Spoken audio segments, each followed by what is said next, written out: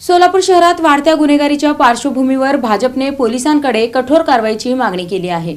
Police आयुक्त M राजकुमार यांना निवेदन देत गुन्हेगारांवर कडक वचक निर्माण करण्याची गरज व्यक्त करण्यात आली आहे। सोलापूर शहरात वाढलेल्या गुन्हेगारी पार्श्वभूमीवर नागरिकांच्या मनातील भीती दूर करण्यासाठी गुन्हेगारांवर कायद्याचा वचक निर्माण करावा अशी मागणी भाजपने पोलीस आयुक्त एम राजकुमार यांच्याकडे केली। याबाबतचे निवेदन पोलीस उपायुक्त विजय कबाडे यांनी स्वीकारले। गेल्या काही दिवसात सलग घडलेल्या हत्याकांडामुळे शहरात दहशतीचे वातावरण निर्माण झाले असून गुन्हेगारांवर पोलिसांचा धाक राहिलेला नाही असे मत शहराध्यक्षा रोहिणी तडवळकर यांनी व्यक्त केले। सर्व प्रकरणांचा तातडीने तपास पूर्ण करून फास्ट ट्रॅक कोर्टात खटले चालवावेत अशी मागणी करण्यात आली। यावेळी महापौर विनायक कोंड्याल यांनी शहरातील संवेदनशील भागात पोलीस गस्त वाढवून नागरिकांना सुरक्षित वातावरण देण्याची गरज व्यक्त केली। या प्रसंगी भाजपाच्या शहराध्यक्षा रोहिणी तडवळकर, महापौर विनायक कोंड्याल, सभागृह नेते नरेंद्र काळे, उपमहापौर ज्ञानेश्वरी देवकर, स्थायी समिती सभापती रंजिता चाकोते, माजी आमदार नरसिंग मेंगजी, माजी महापौर श्रीकांचना यन्नम, भारतीय जनता युवा मोर्चाचे शहराध्यक्ष विजय कुलथे आदी उपस्थित होते।